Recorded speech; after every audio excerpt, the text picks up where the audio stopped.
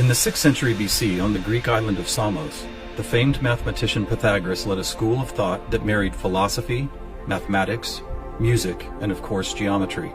And while Pythagoras did not discover advanced geometry, he did apply it in new ways, especially to music. For instance, he noticed that when a tauten string was plucked, it would create a tone. And when that string was divided in half, it would make the same tone only twice as high in pitch.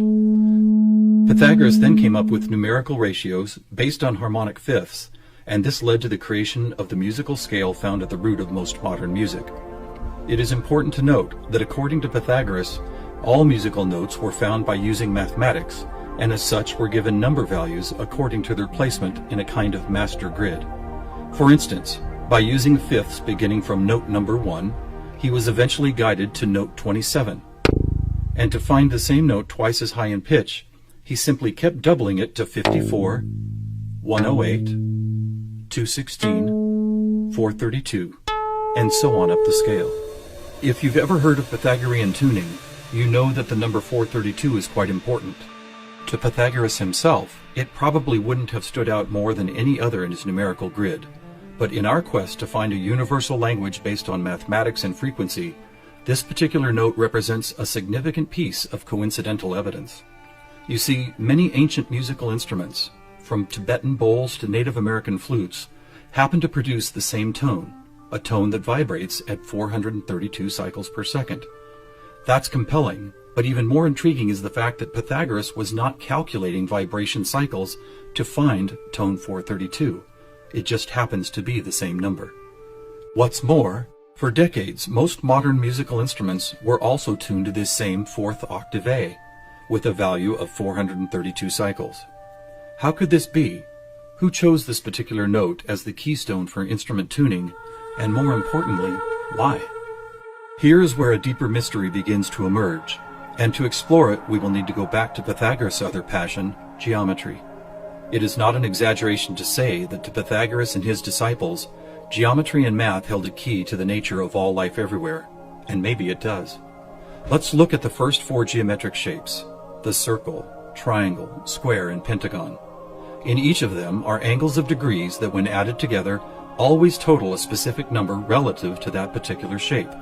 For instance, if we take a triangle, the sum total of all 3 interior angles is always 180. For both the square and circle it is 360. For a pentagon it is 540. Now at this moment, let's step back and look at these numbers in a different way, as there seems to be something about them that reaches beyond a simple sum of angles. Did you notice that they happen to be in the same numerical neighborhood as tone 432? What's more, they all add up to 9, just like 432. As an experiment, let's take a look at the numbers found in basic geometric shapes, then apply those numbers as vibration cycles to hear the tones they produce. First, let's listen to what the 180 total degrees contained in a triangle sound like.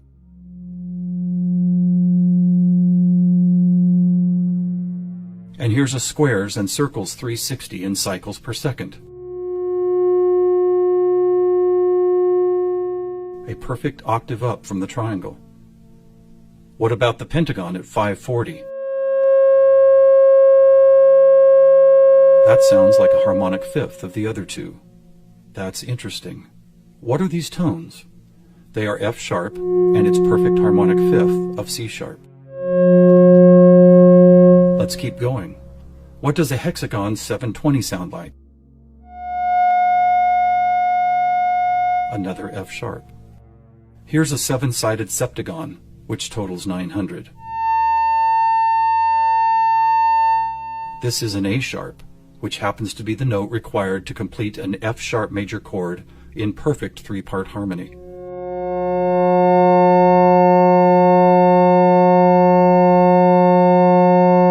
And finally the octagon, where we get 1080, another C sharp.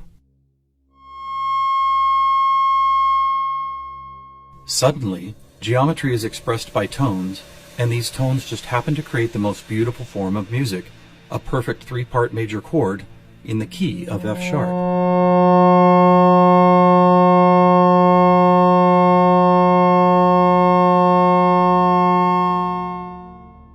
Is this something we've been missing for years?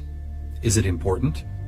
To the famous philosopher and mathematician Plato, the answer would have been a resounding yes, for it is Plato who advanced the study of two-dimensional geometry into three-dimensional geometry, and who began to recognize that nature, whether expressed as a tone, the petal design of a flower, or the spiraling design of a seashell, seemed to follow a 3D mathematical pattern. In fact, it became an obsession of Plato to try and find the simplest three-dimensional geometric shapes, and his quest ultimately revealed what we now call the Platonic solids. In essence, these forms represent the most elemental construction blocks found both in human-made and natural forms. So let's see if and how they fit into our geometry tone grid. First, there is the tetrahedron, or a three-sided pyramid comprised of 4 interlocking triangles. As we did before, let's add up all the angles found in those 4 triangles. The answer, 720. Which we have already seen is the tone F sharp.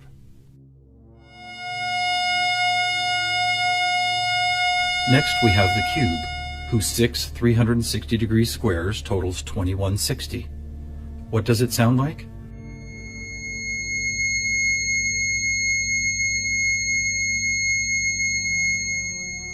(2160) is a high C sharp, and as you will see later, a very interesting number for other reasons as well. Next up is the octahedron. Constructed of 8 triangles, this shape totals 1440, which is another perfect F sharp higher up the scale. The icosahedron is made up of 20 triangles, so the total number of degrees is 3600. As a tone, 3600 vibration cycles create the A sharp needed to complete yet another F sharp major chord that sounds like this.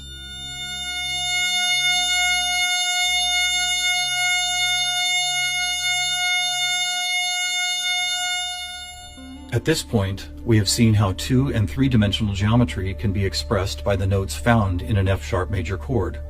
Could this also be true with what is known as sacred geometry? To find out, we will first need to build a design called the germ of life, which, when repeated, goes on to reveal the seed of life, then flower of life pattern found at sacred sites all over the world. First, we start with a circle at 360 degrees, which is the familiar F sharp.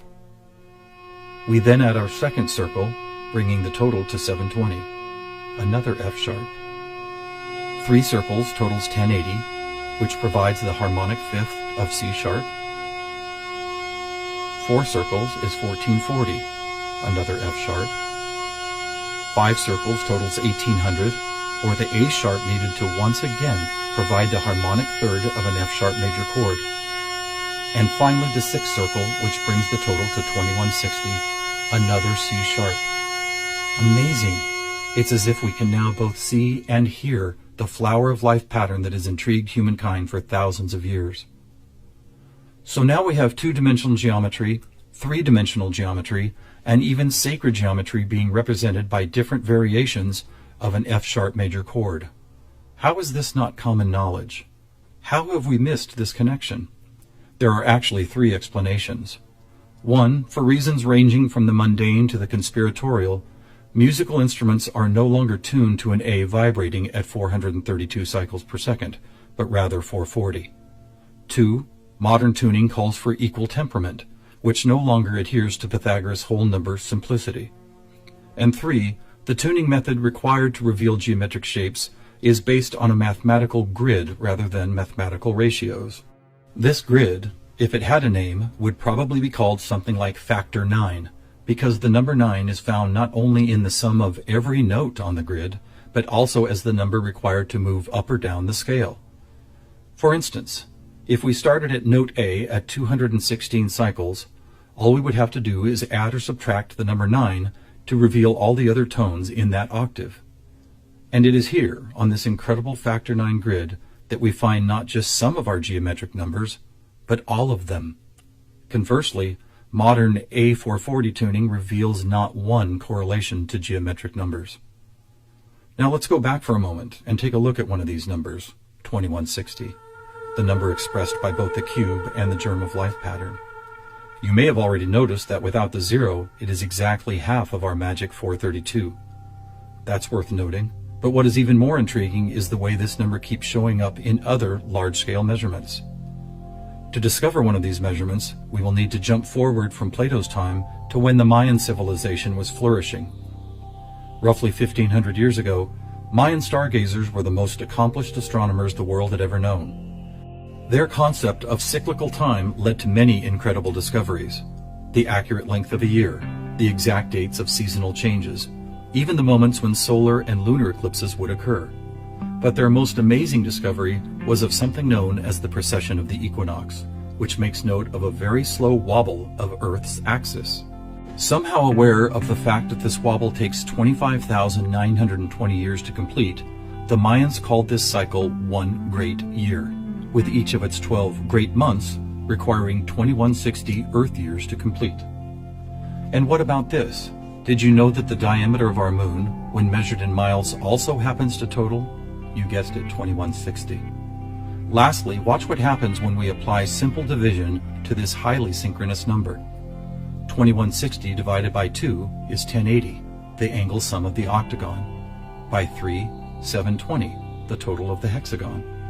By 4, 540, the pentagon. And by 5, are you ready? It's the ketone of 432. And by 6, 360, the number of both the square and circle. All F sharps and C sharps, with our 432A thrown into the mix, as if it were some kind of clue to solving a cosmic riddle. Maybe we should look at this number even more closely. As we've stated, our closest celestial neighbor, the moon, is 2160 miles across, and 216 is exactly half of 432. What about the other large object in our sky? Were you aware that our sun is 864,000 miles across? Incredibly, where the moon's base number sequence is half of 432, the sun's number sequence is exactly twice 432. And do you know how many seconds there are in a day?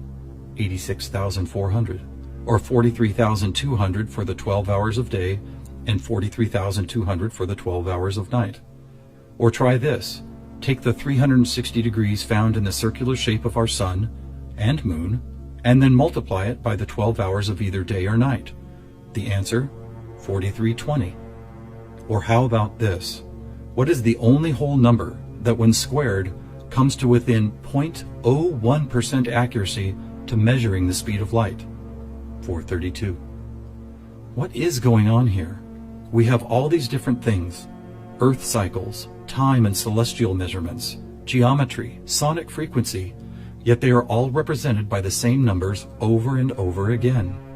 To answer that, we must search for the factor common to all of them, and that common factor is the 5,000-year-old Sumerian 1260 counting system. It is what gave us the inches to a foot, the seconds to a minute, and the 360 degrees in geometry.